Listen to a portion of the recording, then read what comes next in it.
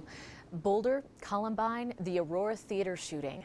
It would be a gross understatement to say we've been here before, but with that repeated tragedy comes valuable wisdom. Tonight, KRDO News Channel 13's Bryn Carmen sits down with survivors who want to share their stories of overcoming the grief.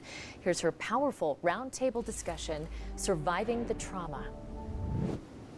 Columbine, Aurora, and Boulder, cities now forever associated with mass shootings. Dozens of people lost their lives, but others lived, forever changed. 3 survivors in one room sharing a powerful bond. Talking about it is painful, but my philosophy is it's the best approach at curing and healing. I thought that, the Lord had saved my life for this big purpose, and I remember the sounds, the screams. I mourn the person that I used to be. I love the person that I am, but I mourn who I used to be. And I think that's what really gets me, and I think that's what I've come to evolve to in 22 years, is that April still hurts really bad. You are survivors of 3 of Colorado's biggest mass shootings. That is not a title I think any of you expected or wanted, and yet here you are. You share that common bond. It's not an identifier, but it is part of who you are. How does that make you feel? Even though it's a weird fraternity, it's something that, as soon as I saw Zach, I was like, oh, I know that guy, and now this is my brother now, so that's how it is, and we tend to look out for each other. 22 years ago, Zach Cartaya walked into Columbine High School expecting a normal day of classes. He walked out thinking he was one of the lucky students because he was alive, but survivor's guilt would follow him for years. Who the hell am I to complain? Richard Castaldo's in a wheelchair for the rest of his life. What am I so freaked out or worried about? I'm lucky. I walked away. Everything's okay for me. Marcus Weaver went to the movies in Aurora with his friend Rebecca Wingo on July 12, 2012.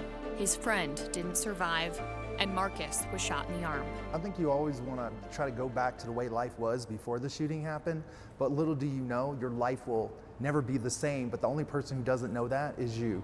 And I think as years go by, you start letting go of the old person a little bit more, because you're just not the same anymore. You're different. Logan Smith was making coffee at the Starbucks counter when a gunman entered a King Soopers on the south side of Boulder and shot and killed 10 people, including his 2 best friends. I knew everyone to a degree that died. 2 really close people, Ricky Olds and Denny Stong, they were basically a brother and sister to me. Logan, Marcus, and Zach say the effects of their trauma still remain. Kind of like sprinted out of Target because it just got too overwhelming. But I find myself calling a friend when I'm inside a store to ignore it. But assessing people's body language is a thing I think will always remain. And you are always going to be watching for the exit. You are always going to be kind of taking a look at other people's posture and what's going on. You are going to wonder about loud noises that you hear in places and what that means for you. Because it doesn't matter if you're in a theater, a grocery store, or a school. It affects every aspect of your life. So everything that you do, you'll still experience that in some shape or form. It dulls. It's not as sharp, but it's still there. They're bound by tragedy, but also hope and overcoming. I think at some point you have to decide that I'm going to go ahead and move forward, because that's what those people in that theater who didn't make it out would want me to do. And I think once you start thinking like that, it's not about you, it's about everybody who's involved, and you just continue just want to show up and and show out for your community, because to them you're a hero, even though you don't feel like it, but to somebody you mean something every day. I'm Bryn Carmen, KRDO News Channel 13.